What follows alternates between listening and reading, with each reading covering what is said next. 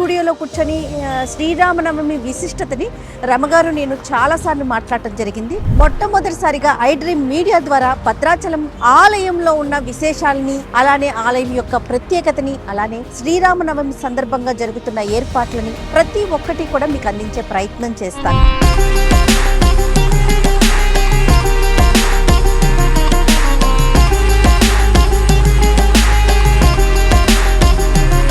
భద్రాచలం వచ్చేసాము, గోదావరి తీరాన్ని ఉన్నాము. బాగుంది కదా? బాగుందండి.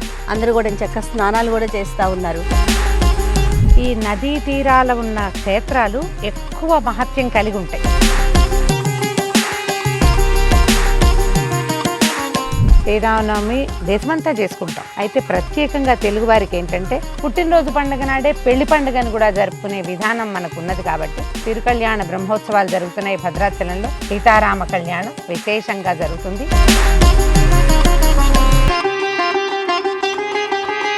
కరెక్ట్ గా ఆలయం ముందున్నామండి మేము. ఇదిగోండి ఏర్పాట్లు చూడండి ఎంత బాగా జరుగుతుంది రమ్మగారు. భద్రాచలంలో శ్రీరామనవమి మాకు సంవత్సరంలో మొట్టమొదటి ఉత్సవం. సుమారుగా ఎంతమంది భక్తులు హాజరవుతారు స్వామి? లక్షలాది మంది భక్తులు వస్తారు. శ్రీరామనవమి అంటే స్టూడియోలో కూర్చొని మాట్లాడుకుంటాం, ఇంట్లో పూజ చేసుకుంటాం. కానీ పండుగకి ముందుగానే ఒక 4 రోజుల ముందుగానే మేము భద్రాచలం రావటం, ఇక్కడ ఆలయంలోని అణువుని మీ అందరికీ చూపించే ప్రయత్నం చేయటం నిజంగా పూర్వజన్మ సుకృతంగానే అనిపిస్తాము.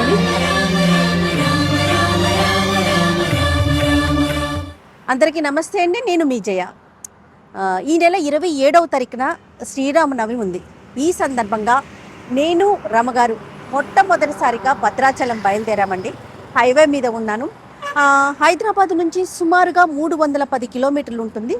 ఇక రాముల వారి కళ్యాణం చూడటానికి 2 కళ్ళు చాలవని చెప్పుకోవాలి. అంగరంగ వైభవంగా పందిళ్ళు వేసి 1 నెల రోజులు ముందు నుంచే కూడా అన్ని కార్యక్రమాలు మొదలవుతాయి. ఇది చూడటానికి దేశ విదేశాల నుంచి కూడా చాలామంది భక్తులు తరలి వస్తుంటారు. అలానే ప్రభుత్వ లాంఛనాలతో స్వామివారికి పట్టు వస్త్రాలను సమర్పించడం కూడా మనం విశేషంగా చూస్తాం. ఎప్పుడు కూడా స్టూడియోలో కూర్చొని శ్రీరామనవమి విశిష్టతని రమగారు నేను చాలాసార్లు మాట్లాడటం జరిగింది. మొట్టమొదటిసారిగా ఐ డ్రీమ్ మీడియా ద్వారా భద్రాచలం ఆలయంలో ఉన్న విశేషాలని, అలానే ఆలయం యొక్క ప్రత్యేకతని, అలానే శ్రీరామనవమి సందర్భంగా జరుగుతున్న ఏర్పాట్లని ప్రతి ఒక్కటి కూడా మీకు అందించే ప్రయత్నం చేస్తాను.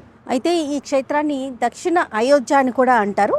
ఇది గోదావరి నది ఒడ్డున కొలువై ఉన్నటువంటి పుణ్యక్షేత్రం అన్నమాట. రండి, రమగారు కారులో ఉన్నారు. హలో రమగారు. హాయ్ జయ. నేను చెప్పాను మనం ఎక్కడికి వెళ్తున్నామని చెప్పేసి మన ప్రేక్షకులందరికీ కూడాను. సో భద్రాచలం శ్రీరామనవమి సందర్భంగా నవమికి 4 రోజుల ముందు మనం భద్రాచలం వెళ్ళగలగటమే అదృష్టం. అవునండి. మనకు కలిగిన అదృష్టాన్ని మన ప్రేక్షకులు కూడా పంచగలగటం ఇంకా అదృష్టం. కాబట్టి మా అదృష్టాన్ని మీరందరూ పంచుకోండి. రైట్. ఓకే రమగారు, స్టార్ట్ చేసేద్దామా? మోదమా? బాగు.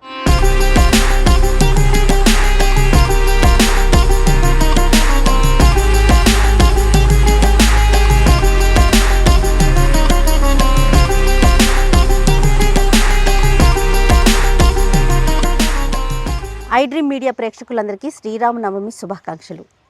మేము నిన్న మధ్యాహ్నం హైదరాబాద్ నుంచి బయలుదేరి భద్రాచలం చేరుకున్నామండి. నైట్ స్టే చేసాము.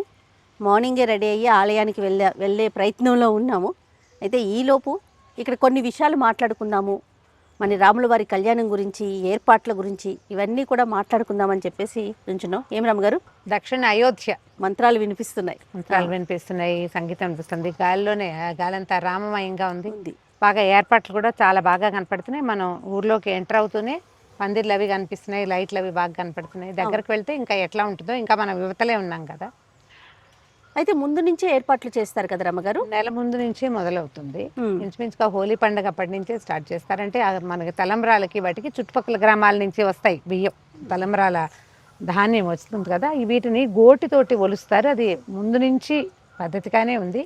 ఇప్పుడు ఇంకా విశేషంగా చాలా గ్రామాలు వాళ్ళు ఇందులో పాల్గొంటారనమాట, భక్తులు. విశేషంగా మనకి ప్రభుత్వం వాళ్ళు ముత్యాల తలంబ్రాలు ఇస్తారు. ఈ మిగిలిన తలంబ్రాలు ఇక్కడ స్వామివారికి సేవించేవన్నీ కూడా గోటుతోటి ఒలిచి తీసుకొస్తారట. దంపటము ఇంకో రకంగా చేయరు, చాలా పవిత్రంగా పద్ధతిగా చేస్తారట. అదొకటైతే శ్రీరామనవమి దేశమంతా చేసుకుంటాం. ప్రతి పల్లెలోనూ రాముల వారికి పుట్టినరోజు పండుగ చేస్తాం. అయితే ప్రత్యేకంగా తెలుగు వారికి ఏంటంటే పుట్టినరోజు పండుగతో పాటు పెళ్లి పండుగ కూడా చేసుకోవటము చాలా రామదాసు గారు ఏర్పరిచిన విధానంగానే చెప్తారు. మన దగ్గర చూసి ఇప్పుడు అన్ని చోట్ల మొత్తం తెలుగు తాట అన్ని చోట్ల కూడా సీతారామ కళ్యాణం చేసుకుంటారు. సీతా కళ్యాణ ఘట్టమే చాలా విశేషమైంది. ఆ శివధనుర్భంగము, ఆ బాలరాముడు లక్ష్మణుడితో కలిసి అక్కడికి రావటము, ఈ కథా విశేషాన్ని గనక ఈ రోజున మనం కళ్యాణం రోజున చదువుకుంటే ఆడపిల్లలకి పెళ్ళిళ్ళు కాకపోయినా మగపిల్లలకి ఎప్పటికీ పెళ్ళిళ్ళు కావట్లేదని అనిపించినా కూడా సీతా కళ్యాణంలో పాల్గొనటం కానీ సీతా కళ్యాణ ఘట్టం చదువుకోవటం కానీ వినడం కానీ విశేషమైన ఫలితాన్ని ఇస్తుంది. అవును. భద్రాచలం లాంటి అద్భుతమైన క్షేత్రాన్ని జీవితంలో ఒక్కసారైనా చూడాలి. మొత్తం మన తెలుగు వాళ్ళందరూ కూడా జీవితకాలంలో ఒక్కసారైనా భద్రాచల దర్శనం చేయాలి. అయితే అక్షితలు కూడా మనకి ఊర్లలో ఉన్న వారికి కూడా దూర ప్రాంతాల్లో ఉన్న వారికి కూడా పంపిస్తున్నారు. వాటిని జాగ్రత్తగా దాచుకొని ఉంచుకుంటాం కదా రమణ. నా దగ్గర 20 ఏళ్ల నాటి అక్షతలు కూడా ఉన్నాయి జయ. ఏటా వచ్చినవి కొన్ని ముత్యాలు కాసిన బియ్యము వస్తాయి. ఆ బియ్యం కాస్త అటు ఇటు కదులుతుంది అని అనిపించినప్పుడు పక్షులకు పెడతాను. అట్లా ఇన్ని ముత్యాలు నా దగ్గర ఉన్నాయి. ఎవరు వచ్చినా నాకు అవి పట్టుకొస్తారు. 2-3 నుంచి వస్తున్నాయి. వస్తున్న ముత్యాలు మళ్ళీ ఏం చేసినా వాటిని దండగుచ్చి ఇంట్లో ఉన్న ప్రతిమలకు వేసుకుంటూ ఉంటాను అనమాట. మా దేవుడి మందిరంలో నువ్వు చూసావు కదా ముత్యాల దండ ఉంది. భద్రాచలం నుంచి వచ్చిందేనా? కానీ మన వెనకాల ఘట్టం చూడండి, శబరి ఆయనకి తినిపిస్తోంది అనుకుంటాను కదండి, పళ్ళిస్తోంది. అంటే ఇక్కడ ఒక ప్రత్యేకత ఉంది. ఈ మన భద్రాచలం రాముల వారిని మొట్టమొదట చూసింది పోగలదమ్మ కానీ ఒక ఈ ప్రాంతపు గిరిజన స్త్రీ అనాలేమో మరి. ఈ ప్రాంతపు ఆవిడ శబరి వంశస్థురాలు అని ఒక వాక్యం చెప్తారు. ఆవిడ కూడా అట్లాగే ఈ అడవుల్లో తిరిగే వాళ్ళకి ఆ పుట్టలో రామనామం కనపడి ఆవిడకి పుట్టలో ఉన్న రాముల వారిని చూసి గోదావరి నీటితో అభిషేకం చేసి పుట్టలో నుంచి బయటికి తీసుకొచ్చింది. అట్లా బయటికి తీసుకురాబడినటువంటి ఆ ప్రతిమట దాదాపుగా 2000 సంవత్సరాల నాటి ప్రతిమని ఇప్పుడు మనం దర్శనం చేస్తున్నాం అనమాట. అంత పాతది, అప్పటి నుంచి ఉన్నదే. తర్వాత దొరికింది ఇటీవల రామదాస్ గారి కాలంలో మనకు దొరికింది కదా, మనకు లభించింది. అట్లా ఈ పోగల దమ్మక్క వల్ల లభించింది.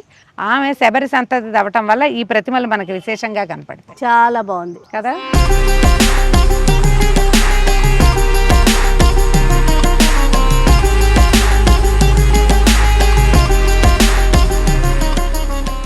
భద్రాచలం వచ్చేసాము, గోదావరి తీరాన్ని ఉన్నాము. బాగుంది కదా, బాగుందండి. అందరూ కూడా చక్కగా స్నానాలు కూడా చేస్తా ఉన్నారు. రాములు వారి కళ్యాణం కోసం వచ్చిన వారు అంటే తిలోదకాలు కూడా ఇస్తున్నట్టు అనిపిస్తా ఉంది రమ్మగారు. గోదావరి నది తీరంలో ఏదైనా చేయొచ్చు కదా, నది పుణ్య స్నానాలు చేస్తారు.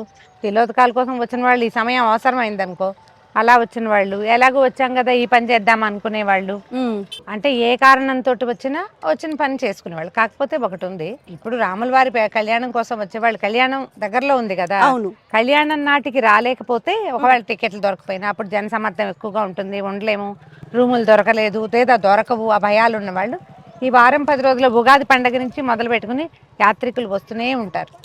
కళ్యాణానికి సిద్ధమవుతున్న రాముల వారిని చూడడానికైనా వచ్చిన వాళ్ళు చాలా మంది చక్కగా నది స్నానం చేశారు. కాకపోతే ఎక్కువ లేవు గోదావరిలో, నీరు తక్కువ ఉంది. అయితే ఏ ప్రముఖ పుణ్యక్షేత్రం చూసినా కూడా నది ఒడ్డునే ఉంటాయి కదా రమ్మగారు.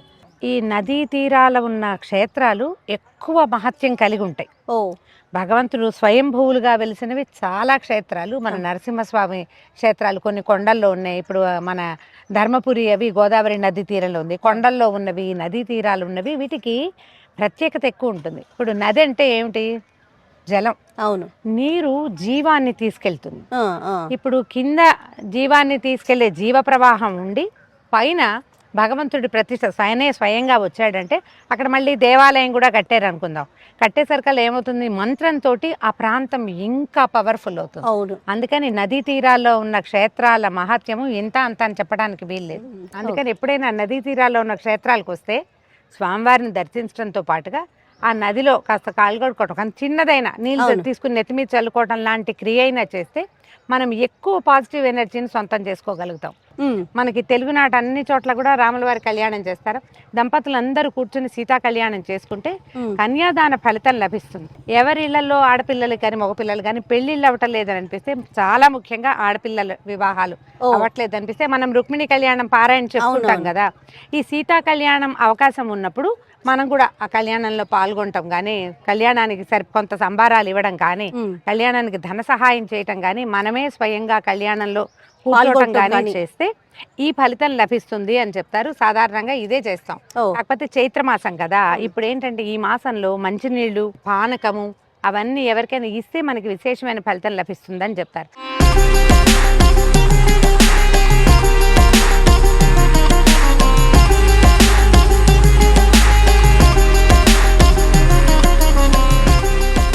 కరెక్ట్ గా ఆలయం ముందు ఉన్నామండి మేము. ఇదిగోండి ఏర్పాట్లు చూడండి ఎంత బాగా జరుగుతుంది రమ్మగారు. ఎంట్రన్స్ అంటే చూడండి చక్కగా గంటలు పెట్టి చాలా బాగా కడుతున్నారు కదా ప్రాకారం. ఆ పక్కంతా చాందినీలు కడుతున్నారు చూడు. అంటే ఇది ఇవి బాగుంది చూడండి ముందు. ఇది చాలా అందంగా ఉంది. టెంపుల్ థీమ్ లో చేశారు. ఆ ఫీల్ కనిపిస్తా ఉంది చూడండి. అందుకని ఏనుగులు, గంటలు, ఆ, ఆ. రామదాస్ గారి విగ్రహం కూడా ఉంది. రామదాస్ గారి విగ్రహము చాలా బాగుంది. ఏర్పాట్లు అయితే బాగా ఉన్నాయి అన్ని చోట్ల కూడా. ఇదిగో మండపాల కోసం, కళ్యాణ మండపం కోసం, పందిరి వేయటం కోసం మొత్తం అంతా రెడీగా అదే చేసుకుంటారు. ఇప్పుడు పైప్స్ ఉన్నాయి. అది చూడు అక్కడ చాందిని లాగా కట్టారు కదా. ఈ తెల్లటి ఉంటే ఏమవుతుందంటే ఎండ తక్కువ ఉంటుంది. ఓకే. అందుకని చాందినీలు తెల్లటివి కడతారు. అంచలు వెంబడేమో రెడ్ గ్రే బ్లూ వేశారు. ఇది వరకు చలువు పందిళ్ళు అనేవాళ్ళు రమ్మగారు. అవునంటే అప్పుడు తాటాకు పందిళ్ళు వేసేవాళ్ళు. తాటాకు పందిరే చలువ పందిరి అంటే. ఒక్కసారి లోపలికి వెళ్ళి లోపల ఎలాంటి ఏర్పాట్లు జరుగుతున్నాయి, చూద్దాం. అలానే శ్రీరామనవమి యొక్క విశిష్టత అవన్నీ కూడా ఆలయం లోపలే చెప్పుకుందాం రమ్మగారు.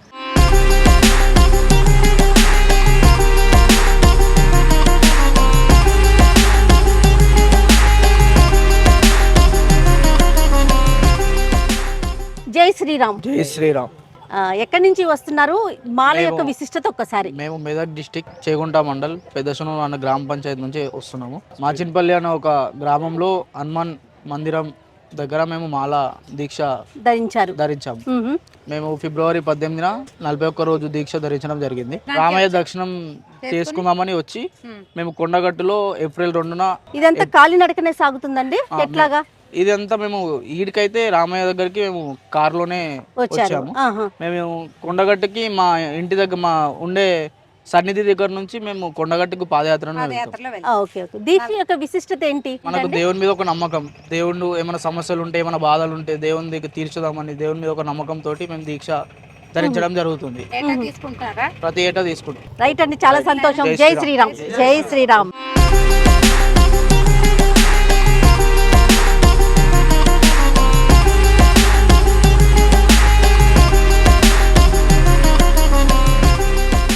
రమ్మగారు, నేను ఆలయ ప్రాంగణంలో ఉన్నామండి. భక్తుల రద్దీ అయితే ఎంత ఎక్కువ ఉందో, ఇసుకేస్తే కూడా రాలనంత జనం కనిపిస్తా ఉన్నారు. అయితే దర్శనానికి కాస్త సమయం ఉందని చెప్పేసి ఆలయంలోనే కూర్చొని మరీ మాట్లాడుతూ ఉన్నాము. ఇలాంటి సమయంలో భద్రాచలం దేవాలయంలోకి రావడము, లోపలికి వెళ్ళడము, దర్శనం లభించడము అన్ని విశేషాలే. ఆ విశేషాలతో పాటు మరిన్ని కొత్త కొత్త విశేషాలు ఏమైనా తెలుసుకుని మీకు తెలియజేస్తాం. రైట్. అంటే ఇంతవరకు ఎప్పుడు కూడా ఎక్స్పీరియన్స్ చెయ్యిందండి ఇది. ఎప్పుడు కూడా శ్రీరామనవమి అంటే స్టూడియోలో కూర్చొని మాట్లాడుకుంటాం, ఇంట్లో పూజ చేసుకుంటాం. కానీ పండుగకు ముందుగానే ఒక 4 రోజుల ముందుగానే మేము భద్రాచలం రావటం, ఇక్కడ ఆలయంలోని అణువుని మీ అందరికీ చూపించే ప్రయత్నం చేయటం నిజంగా పూర్వజన్మ సుకృతంగానే అనిపిస్తూ ఉంది. ఆ దేవాలయ ప్రాంగణం అంతా కూడా చాలా విశాలంగా ఉంది. ఇదివరకటికి ఇప్పటికీ వైశాల్యం పెరిగిందేమో అనిపిస్తోంది.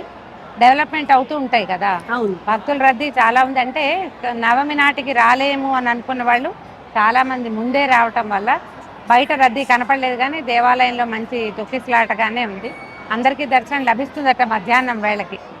మేము కూడా దర్శనం చేసేసుకుంటాం మరి కాసేపట్లో. తర్వాత మనం శ్రీరామనవమికి సంబంధించిన మరిన్ని విశేషాలని మాట్లాడుకుందాం.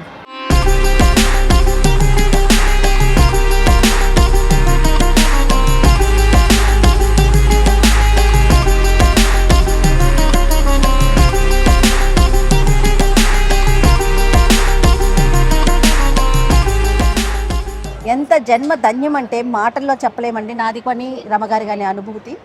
ఎప్పుడు కూడా నేను పదే పదే ఇదే మాట చెప్తూ ఉన్నాను. స్టూడియోలో కూర్చొని గత కొన్ని సంవత్సరాల నుంచి శ్రీరామనవమి విశిష్టతని రకరకాల వీడియోల రూపంలో మీ అందరికీ అందించాము. అయితే ఈరోజు స్వయాన భద్రాచలంలో రాముల వారి సన్నిధిలో కూర్చొని మాట్లాడుకునే అవకాశం ఆ భగవంతుడు మాకు కల్పించాడు. అత్యద్భుతమైన దర్శనమైంది. ఇంత ఎక్కువ హడావిడిగా ఉన్న సమయంలో స్వామివారికి ఎదురుగా కూర్చుని చక్కగా అత్యద్భుతమైంది 10 నిమిషాల పాటు. అవును. నేను ఎన్ని శ్లోకాలు చదివేసుకున్నాను, ఎన్ని స్తోత్రాలు చదివాను, కన్నుల పండగగా చూసావు, చాలా అద్భుతమైన దర్శనం అయింది. రైట్ రమగారు, శ్రీరామనవమి విశిష్టత. దేశమంతా రాముల వారి పుట్టినరోజు చేసుకుంటారు. ఒక్కొక్క రాష్ట్రంలోనూ ఒక్కొక్క రకంగా చేస్తారు. మనకి ఈ తెలుగు నేల మీద భద్రాచలంలో, తెలంగాణ రాష్ట్రంలో ఉంది భద్రాచలం. ఇక్కడ విధానం ఏంటంటే పుట్టినరోజు నాడు రాముల వారికి పెళ్లి పండగ నిర్వహించడం కూడా. అంటే కొన్ని చోట్ల ఈ సమయంలోనే వివాహం అయిందని కూడా చెప్తారట. అంటే అభిజిత్ లగ్నంలో అయ్యిందని. అదే అభిజిత్ లగ్నం ఇప్పుడు కూడా ఏంటంటే 12 గంటల తర్వాత కదా చేస్తారు. ఈ దేవాలయాన్ని నిర్మించిన కంచర్ల గోపన్న గారు మనకి రామదాసుగా ప్రఖ్యాతిగాంచినటువంటి భక్తాగ్రగణ్యులు, వారి ఏర్పాటు ప్రకారము స్వామివారు అంతరాలయంలో లోపల ఉన్న అన్ని కళ్యాణాలు దేవాలయంలో జరుగుతాయి. ఇక్కడ రాముల వారి కళ్యాణం మాత్రం బయట, బయట కళ్యాణం చేసే విధానాన్ని గోపన్న గారే ప్రవేశపెట్టారు. అంటే అందరూ చూడాలన్న ఉద్దేశం ప్రజలకి అందుబాటులో ఉండడం కోసం స్వామి ఊరేగి అందరికి లోక కళ్యాణం కోసం బయట కళ్యాణం అనే విధానం వల్ల ఈ బయటే కళ్యాణం జరుపుకోవటం వల్ల ఏంటంటే మనం అందరం ప్రజలంతా చూడగలుగుతారు. ఇప్పుడు దేవాలయం లోపల కళ్యాణం జరిగితే ఎట్లా చేయగలుగుతాము? ఇరుకు జనానికి అందరికి అవకాశం లభించదు. కాబట్టి స్వామి వేంచేపుగా బయటకు వస్తారు, ఊరేగింపుగా బయటకు వచ్చి బయట వేంచేపు చేయించి అక్కడ కళ్యాణం జరిపించడం ఇక్కడ విధానంగా కనపడుతుంది. మనకి రామాలయాల్లో అన్ని చోట్ల రాముల వారు కోదండం ధరించి కనిపిస్తారు. మానవావతారంగా వచ్చినటువంటి విష్ణుమూర్తి మానవుడుగా ఎలా సంచరించాడో చెప్పేటువంటి రామాయణంలో ఎట్లాంటి స్వరూప వర్ణన కనపడుతుందో అదే స్వరూపంతో మనం అన్ని చోట్ల చూస్తాం. భద్రాచలం ప్రత్యేకత ఏంటంటే స్వామివారు చతుర్భుజ నారాయణమూర్తిగా దర్శనమిస్తారు. శంఖచక్రాలు ధరించి, తర్వాత కోదండము, అస్త్రాలు ధరించి మనకి ప్రత్యేకంగా దర్శనమిస్తారు. అమ్మవారు ఎడమ తొడ మీద వామాంక స్థిత జానకి అని చెప్తారు. ఎడమ వైపు తొడ మీద అమ్మవారు కూర్చున్నట్టు, లక్ష్మణ స్వామి కుడివైపు నుంచున్నట్టుగా కనపడుతూ వైకుంఠ నారాయణ స్వరూపంలాగా వైకుంఠ రాముడుగా మనకి దర్శనమిస్తాడు. అన్ని చోట్ల మానవావతార స్వరూపంగా కనపడే రాముడు ఇక్కడ ఒక్క చోట అత్యంత ప్రత్యేకమైన స్వరూపంలో కనపడడం వల్ల స్వయంభువుగా భద్రగిరి అనే చెప్పబడేటువంటి భద్రుడనే భక్తుడి కోరిక మీద స్వామివారు వెలిసి, అది కూడా ఆయనకి ఒక తొందరపాటులో భక్తుడికి దర్శనమిచ్చేయాలన్న దాంతో నారాయణ స్వరూపంగా దర్శనమిచ్చి ఆయన రాముడిగా కోరుకుంటే కోదండము అవి ధరించి కనిపించారని, అందువల్ల శంఖచక్రాలు ఉన్నాయని చెప్తారు. భద్రుడనే భక్తుడిని కరుణించడం కోసం వెలసిన స్వరూపం అవటం వల్ల ఒక భక్తుడి కోసం వెలిసింది. అంటే మనందరి కోసం మళ్ళాంటి వాడే కదా ఆయన. మేరుపర్వతం యొక్క కుమారుడని భద్రగిరి అని చెప్తారు. చిన్న కొండ, ఆ కొండ మీద వెలిసారు. తర్వాత కాలంలో ఎప్పుడో పోగల దమ్మక్క అనే ఒక ఆమెకి, ఒక గిరిజన స్త్రీకి స్వామివారు ఒక పుట్టలో దర్శనం ఇచ్చారు. ఆమె చాన్నాళ్లు సేవించి చేతొచ్చినంత సేవ చేసి ఈ ప్రాంతానికి తహసీల్దార్గా వచ్చినటువంటి రామదాస్ గారికి కంచర్ల గోపన్నగా ప్రఖ్యాతులు అప్పటి వారికి చూపిస్తే ఆయన ఈ దేవాలయాన్ని నిర్మించారు. ఇప్పుడు ఎన్ని సంవత్సరాలు, 300-400 సంవత్సరాలుగా ఇలాగే సేవలు అందుకుంటూ మనకి భారత ప్రభుత్వం మన స్వతంత్రోద్యమం అవి అయిన తర్వాత, మన దేవాదాయ శాఖ అవి ఏర్పడిన తర్వాత ఈ దేవాలయ జీర్ణోద్ధరణ అవి చేసి దేవాలయాన్ని విశాలం చేశారు. 60లో జరిగింది. దానివల్ల మనం ఇంత విశాలమైన దేవాలయాన్ని, అది ప్రాంగణాన్ని చూడగలుగుతాం. కొత్త మెట్లు కట్టడము, ఇవన్నీ అదేంటంటే నదీ తీర ప్రాంతం కదా, ఇక్కడ వరదలు రావడం లాంటి సమస్యలు ఉన్నాయి ఇక్కడ. అయినా కూడా దేవాలయం గుట్ట మీద ఉండటం, ఎత్తుగా మెట్లు ఉండటం వల్ల దేవాలయానికి ఏ ఇబ్బంది లేకుండా ప్రత్యేకమైన స్వరూపంలో కనపడతారు. ఏ ఉత్సవమూర్తులకైతే మనం కళ్యాణాన్ని చూస్తామో వారిని తీసుకొచ్చింది ఎక్కడి నుంచి? శ్రీరంగం నుంచి తెచ్చారు. అయితే శ్రీరంగం నుంచి స్వామివారిని సేవింపు చేసుకునే వాళ్ళు, ఇక్కడ సేవించుకునే వాళ్ళు. అప్పుడు ఔరంగజేబు తాలూకు దండయాత్రలు అప్పుడు భయపడి స్వామివారిని దాచిపెట్టారట. గోదావరి నదీ తీరంలో దాచేశారు. దాచిన తర్వాత ఏమైంది, స్వామివారి విగ్రహం కనపడకుండా ఈ మూలవరులకి అడ్డంగా ఒక గోడ కట్టేశారట. అర్చకులే చేశారు. ముందు అలాంటి ఒక మూర్తిని ప్రతిష్ఠ చేస్తే ఔరంగజేబు సైనికులు వాళ్ళు ముందున్న మూర్తినే ధ్వంసం చేసి వెళ్ళిపోయారు. వాళ్ళు వెళ్ళిపోయిన తర్వాత మళ్ళీ ఆ గోడను తీసేసి వెనకాల ఉన్న స్వామిని మళ్ళీ సేవించుకోవటం మొదలు పెట్టారు. అయితే గోదావరి వరదల వల్ల మళ్ళీ మా ఉత్సవ వరలని తీసుకురావడానికి వెళ్తే రామలక్ష్మణులు ఇద్దరే లభించారట. 2 విగ్రహాలే లభించాయి. సీతాదేవి విగ్రహం లభించలేదు. దాంతో చాలా దుఃఖపడి ఏం చేయాలి అంటే ఈ భక్తులలో ఒకరికి ఫణిగిరి అనే చోట అక్కడ సీతాదేవి విగ్రహం ఉందని వారిని తీసుకొచ్చి ఇక్కడ పెట్టమని ఆదేశం లభించింది. స్వప్నాదేశమే కలిగిందట. అప్పుడు వీళ్ళు ఫణిగిరి వెళ్ళి ఇక్కడ నుంచి అర్చకులు అమ్మవారిని తీసుకొచ్చుకున్నారు, సీతాదేవిని. ఫణిగిరి నుంచి వచ్చిన సీతాదేవి, శ్రీరంగం నుంచి వచ్చిన రామలక్ష్మణుల విగ్రహాలతోటే ఇప్పటికీ ఉత్సవరులకి సేవ జరుగుతుంది, వారికి కళ్యాణం కూడా జరుగుతుంది. ఆ కళ్యాణమూర్తుల్ని శ్రీరామనవమి రోజున మనం అందరం సేవించుకుంటాం.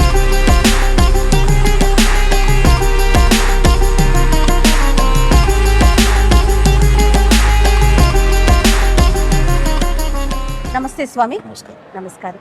శ్రీరామనవమి అనగానే మనకి భద్రాచలం గుర్తొస్తుంది అంగరంగ వైభవంగా. అంటే మన తెలుగు రాష్ట్రాల నుంచే కాకుండా వివిధ రాష్ట్రాల నుంచి, వివిధ దేశాల నుంచి కూడా స్వామివారి కళ్యాణం తిలకించడానికి భక్తులు అశేష సంఖ్యలో హాజరవుతూ ఉంటారు. ఇక్కడ జరుగుతున్న ఏర్పాట్ల గురించి, కళ్యాణ విశిష్టత గురించి, నవమి గురించి ఒక్కసారి మీ మాటల్లో. భద్రాచలంలో కళ్యాణం అన్ని చోట్ల రాముడి కళ్యాణం జరుగుతుంది, కానీ భద్రాచలంలో రాముడి కళ్యాణానికి ఇంతటి విశిష్టత ఏర్పడ్డది అంటే దానికి ప్రధాన కారకులు భక్త రామదాసు గారు. అవునండి. సాధారణంగా శ్రీరామనవమి అంటే రాముడి పుట్టినరోజు.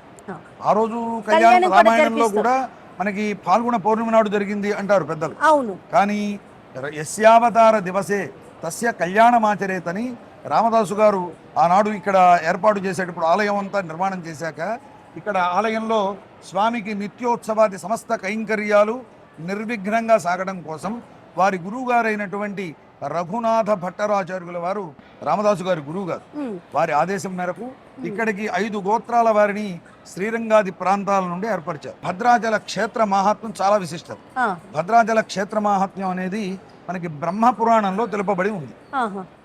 రామావతార అనంతరం వైకుంఠానికి వెళ్ళిపోయాడు స్వామి. అప్పుడు మళ్ళీ భద్రుడు అనేటువంటి మహర్షి తపస్సు చేయటం వల్ల వైకుంఠంలో ఉండేటువంటి నారాయణుడు మళ్ళీ రామ రూపాన్ని ధరించి ఇక్కడ ఆయనకి ప్రత్యక్షమయ్యాడు.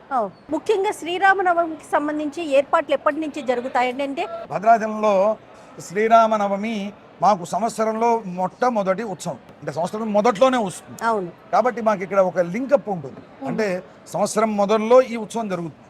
సంవత్సర అంతంలో అంటే పాల్గొన పౌర్ణిమ నాడు స్వామివారికి హోళీ ఉత్సవం అంటారు. ఆ రోజే సీతమ్మ వారి పుట్టినరోజు కూడా భావిస్తారు. అసలు అవాలే సీతారామ కళ్యాణం జరిగిందట మామూలుగా లోకంలో. ఆ రోజు ఇక్కడ వసంతోత్సవాన్ని చాలా వైభవంగా నిర్వర్తిస్తారు. ఆ వసంతోత్సవం నాడే మళ్ళీ జరగబోయేటువంటి సీతారామ కళ్యాణానికి నాందిగా భావిస్తాం భద్రాచలంలో. దానికే ఇక్కడ తలంబ్రాలోకి పసుపుని దంచడం, ఇక్కడ స్వామివారి పెళ్లి పనులన్నీ ప్రారంభం చేయడం జరుగుతుంది.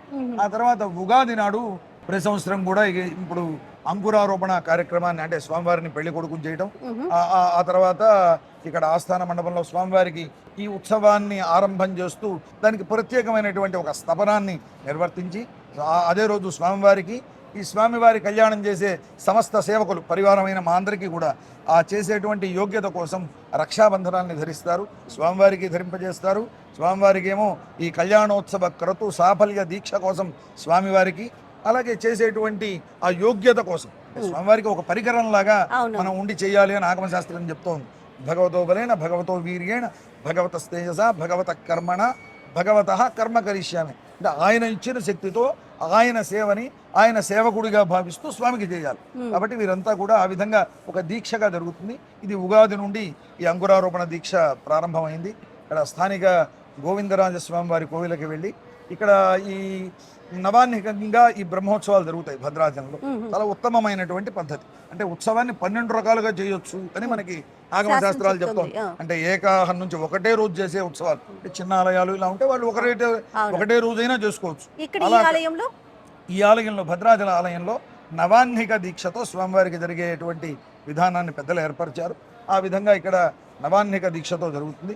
ఈ దీక్ష అంతా కూడా సమృద్ధిగా జరగాలి అంటే మనకి ఆగమ శాస్త్రాలు చెప్పేది ఏంటంటే ముందుగా అంకురారోపణ చేయండి అని. మట్టిని చేసి దానికోసం పాలికలని ఘటికలని శరావాలని ఏర్పరిచి మంత్రపూతంగా నవధాన్యాలను అందులో వేస్తారు. అవి అంకురిస్తాయి. వాటితోటి మళ్ళీ ప్రత్యేకమైన పూజ చివర స్వామికి సమర్పణ చేయడం జరుగుతుంది. ఈ కర్మ అంతా సమృద్ధిగా జరగాలని చేస్తారు. అది ఉగాది నాడు ప్రారంభించుకోవటం. ఆ తర్వాత ఈ స్వామివారి తిరుకల్యాణ మహోత్సవం వైభవంగా సాగాలి. ఈ సాగడం కోసం నవాన్నిక దీక్షతో సాగుతుంది. ఈ సాగే దాంట్లో కూడా ఒక ప్రత్యేకత. ఈ తిరుకల్యాణ మహోత్సవం అంతా కూడా స్వామివారి సేనాధిపతి అయినటువంటి విశ్వక్సేనుల వారి ఆధ్వర్యంలో జరుగుతుంది. ఇప్పుడు ప్రారంభం చేసే ముందు కూడా ఇక్కడ దీక్షితులైనటువంటి ఈ అర్చక స్వాములు అంతా కూడా ముందుగా వీరంతా ఒక చోట ఏకీకృతమై వీరంతా వేద వాద్య ఘోష పురస్సరంగా ముందుగా విశ్వక్సేనుల వారి సన్నిధి ఉంది ఆలయం, ఆ సన్నిధికి వెళ్తారు. వెళ్ళి అక్కడ విశ్వక్సేనుల వారిని ప్రార్థన చేస్తారు. స్వామి నీవు మా ముందుండి ఇవన్నీ మాకు జరిపించేదానికి మాకు నేతృత్వం వహించు. అంటే ఆయన నాయకుడు అనమాట. అవును. ఆయన నాయకత్వంలో ఇదంతా జరుగుతుంది. అందువల్ల విశ్వక్సేనుల వారి సన్నిధికి వెళ్తారు. వెళ్ళి వారిని ప్రార్థన చేసుకొని వారిని ఒక వాహనంలో వేయించేసి వారిని మళ్ళీ గర్భాలయంలోకి తీసుకెళ్తారు. తీసుకొని వెళ్ళాక అక్కడ ఈ దీంట్లో ఉండేటువంటి ఋత్విక్కులు అందరూ, యతీశ్వరులు అందరినీ కూడా ప్రార్థన చేస్తూ స్వామివారి రామచంద్ర స్వామి వారి సమక్షంలో అక్కడ ఒక ప్రత్యేకమైన ఒక ప్రార్థన ఉంటుంది. అంటే ఈ బ్రహ్మోత్సవాన్ని మా చేత నిర్వహింపజేసుకో స్వామి, అంటే నేను చేస్తాను, చేయించుకో అని చెప్పి శ్రీమన్నారాయణ భగవన్ హనుమత్ సీతా లక్ష్మణ భరత శత్రుఘ్న సమేత శ్రీరామచంద్ర అంటూ అర్ణవసేన పుండరీకాక్ష ఇలా ఒక ప్రత్యేకమైన ఒక చూర్ణికని మా పెద్దలు ఏర్పరిచారు. రామదాసు గారి కాలం నుండి ఆరాధనలో ఉన్నటువంటి చూర్ణిక అనమాట. ఏ ఉత్సవం జరిగినా స్వామివారి దగ్గర ఈ చూర్ణిక చెప్పి అప్పుడు ముందుగా విశ్వక్సేనుల వారికి స్వామివారి శేషమాలికని వారికి వేసి స్వామివారి శఠారిని వారికి సమర్పించి అప్పుడు మాకు సంబంధించిన యతులని కీర్తించి వారిని సమక్షంలో ప్రత్యేకంగా ఇక్కడ యాగ మండపానికి కళ్యాణ మండపానికి ఇక్కడ వేయించేసి ఈ దీక్షను అంతా ఇవ్వడం జరుగుతుంది. దాంతో కళ్యాణ పనులన్నీ ప్రారంభమవుతాయి. అంటే ఈ పెళ్లి కొడుకును చేయడం ఈ కళ్యాణ దీక్ష ప్రారంభం. ఆ తర్వాత ఈ దీక్షలో విశ్వక్సేనుల వారి సమక్షంలో ధ్వజారోహణ పురస్సరంగా జరుగుతాయి. ధ్వజారోహణం ఎప్పుడు చేస్తారు? ధ్వజారోహణం అంటే కళ్యాణానికి 2 రోజులు ముందు. అంటే ఇప్పుడు మనం 27వ తారీఖు కళ్యాణం చేస్తున్నాం కాబట్టి 25వ తారీఖు ధ్వజారోహణ చేయడం జరుగుతుంది. మరి ధ్వజం అంటే కేవలం ఒక గరుత్మంతుణ్ణి మనకు ఆగమ శాస్త్రంలో ఎలా వేయమని చెప్పారు. గగనే గమనారంభ పక్ష విక్షేపణాన్వితం అంటూ ఆయన ఆ గాల్లో ఎగరడానికి సిద్ధంగా ఉండేట్టుగా, అష్టనాగులతో కూడి ఉండేట్టుగా, ఏ నాగులకి ఏ రంగు, ఇవన్నీ కూడా మనకి ఇలా ఆగమ శాస్త్రంలో చెప్పారు. ఆ విధంగా వేయాలి. ఆ విధంగా గరుత్మంతుల వారిని వేసి దాన్ని మనం 25వ తారీఖు ధ్వజారోహణ చేస్తాం. దానికి ముందు రోజు ఇక్కడ వేసినటువంటి వారు అర్చక స్వాములకి సంబంధికుల్లో ఒకరు స్థానిక జీయర్ మఠంలో ఈ గరుడోత్సవం అని చెప్పి జరుగుతుంది. అక్కడ నుంచి వేదవాద్య ఘోష పురస్సరంగా ఆలయానికి తీసుకుని వచ్చి స్వామివారికి ఎదురుగుండా సమర్పణ చేసి సర్వేశ్వర జగన్మయ త్వయా యథాతు కథితం తథా శక్తుం తథా కర్తుం అశక్యతే అంటూ నీ చల్లని చూప గరుడపటంపై ప్రసరిస్తే అందులో ఉండే దోషాలన్నీ కూడా హరింపజేయ స్వామి అని స్వామిని ప్రార్థించి ఇక్కడ వైనతేయ ప్రతిష్ఠ జరుగుతుంది. మామూలు విగ్రహాలకన్నిటికీ 5 రోజులు ఎలా జరుగుతుందో ఈ ధ్వజ పటానికి కూడా వివిధ అందులో చెప్పినటువంటి వివిధ ఆగమ శాస్త్రంలో చెప్పిన తీరుతో ఈ వైనతేయ ప్రతిష్ఠ జరుగుతుంది. ఇప్పుడు 24వ తారీఖు రాత్రిపూట 25వ రోజు స్వామివారికి ధ్వజారోహణ గావించడం ప్రతిష్ట పూర్తి తర్వాత కళ్యాణ ఘట్టం మొదలైంది. దాంతో ప్రారంభం. ఇక్కడ అగ్ని ప్రతిష్టాపన జరుగుతుంది. అంటే నవాన్నిక దీక్ష ఆ ధ్వజారోహణతో ప్రారంభం. సంతోషం. అందువల్ల ఇక్కడ ప్రత్యేకత అన్నమాట. ఇవన్నీ కూడా సుమారుగా ఎంత మంది భక్తులు హాజరవుతారు స్వామి? లక్షలాది మంది భక్తులు వస్తారు. మాకు కూడానండి ఎప్పుడు కూడా స్టూడియోలోనే కూర్చొని మాట్లాడుకునే వాళ్ళం. నవమి విశిష్టత ఇవన్నీ కూడా భద్రాచలం వచ్చి స్వామి వారి సన్నిధిలో మాట్లాడుకునే అవకాశం ఆ భగవంతుడి కల్పించాడు. ఛానల్ బయట వల్ల చాలా మంది దూరంగా ఉండేటువంటి భక్తులందరికీ కూడా ఇక్కడ జరిగేటువంటి ఈ క్షేత్ర వైభవాలని, ఎందుకంటే నాడు కేవలం కళ్యాణంలో 3 గంటలు అయితే అక్కడ జరుగుతుంది. ఇవన్నీ తెలుసుకోవడం కూడా కష్టం. ఇందులో తెలుసుకోవాల్సిన అంశాలు చాలా ఉన్నాయి. వాటి కోసం మీరు ముందస్తుగా వచ్చి ఎక్కువ విషయాన్ని జనానికి తెలియజెప్పాలి అనే లక్ష్యంతో మీరు రావడం మిమ్మల్ని కూడా అభినందిస్తున్నాం. ఇలాంటి వారి వల్ల భద్రాచల ఖ్యాతి మరింతగా అంటే ప్రతి వారికి సమగ్రంగా తెలవాలి అని భావిస్తాం. కానీ ఎంత అద్భుతమైన అమోఘమైన ఘట్టం అంటే రమ్మగారు, స్వయాన శ్రీరాములచంద్ర వారి దేవాలయం వెనకాలే కూర్చొని మనం మాట్లాడుకునే అవకాశం మనకి ఈ సంవత్సరం లభించింది. మరి పండుగ రోజు యొక్క విధి విధానాలు, శ్రీరామ నవమి యొక్క విశిష్టత ఒకసారి మనం మాట్లాడుకుందాం. ఏం రమ్మగారు? తప్పకుండా. నవమి పండుగ శ్రీరాముల వారి పుట్టినరోజు. అయితే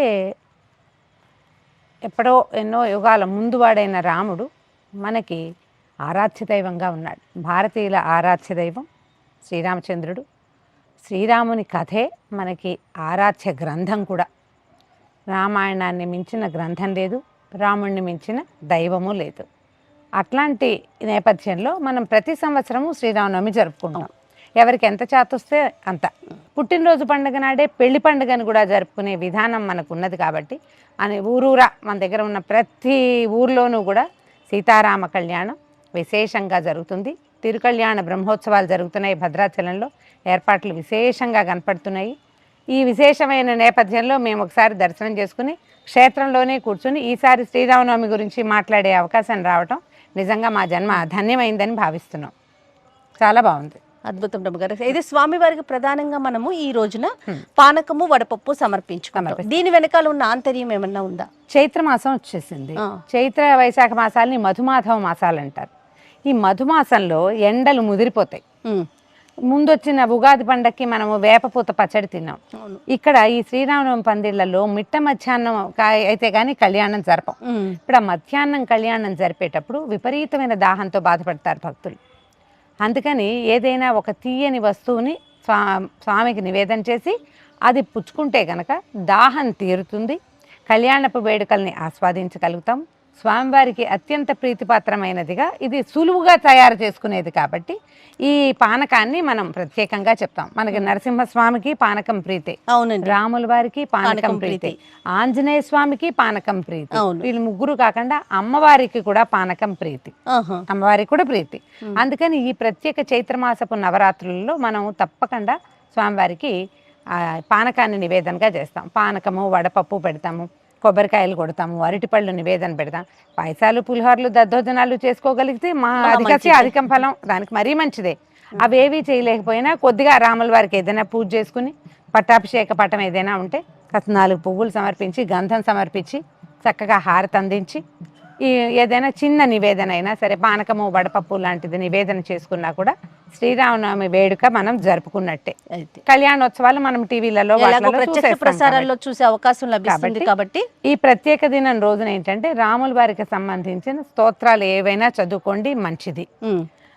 రామాయణం చదువుకోండి, చాలా మంచిది. వాల్మీకి రామాయణంలో కొంత భాగమైనా చదువుకోండి, రామకథని వినండి, అది కూడా మంచిది. ఇవేవి మీ వల్ల కాదు, శ్రీరామ అనుకోండి చాలు, ఎక్కువ సార్లు అనుకోండి. ఈ ప్రత్యేక దినం రోజున మనకి రాముల వారి పుట్టినరోజు. మర్యాద పురుషోత్తముడు రాముడు, ఎవ్వరితోటి గొడవ పడినవాడు కాదు, పోట్లాడినవాడు కాదు. అవసరమైతే యుద్ధం చేశాడు కానీ లేకపోతే ఎప్పుడు ఆయన తగాదాలకు దిగల. పైగా రాముడు స్మితపూర్వ భాషిగా చెప్తాడు, ముందు నవ్వి ముందు మాట్లాడేవాడు, ఆయనే పలకరించేవాడు. కాబట్టి మనుషులతోటి స్నేహపూర్వకంగా మెలుగుదాం. ఈ పండగ రోజున మనం ఉగాది పండగ రోజున ఓత్ తీసుకుని ఉంటాం, ఈ సంవత్సరం ఇది చేయాలి అది చేయాలి. శ్రీరామనవమి రోజున రాముడి లక్షణాల్లో ఒక్కటి కనీసం చిన్నది తేలికపాటిది ఎవరినైనా నవ్వుతూ పలకరించడం, నవ్వుతూ మాట్లాడడం, ఏదైనా అడిగితే చేయగలిగితే చేస్తానని చెప్దాం, చేయలేకపోతే చేయలేనని నవ్వుతూనే చెప్పచ్చు. కానీ నవ్వుతూ ప్రతి వాళ్ళతోటి సహమానవులతోనే తోటి మానవులతోటి ప్రేమపూర్వకంగా మెలగటమే రాముని తత్వం. ఆ తత్వాన్ని అనుసరిద్దాం, చక్కగా శ్రీరామనవమి వేడుకని సుసంపన్నం చేసుకుందాం. సంతోషం రమ్మ గారు, మరొక్కసారి శ్రీరామనవమి శుభాకాంక్షలు.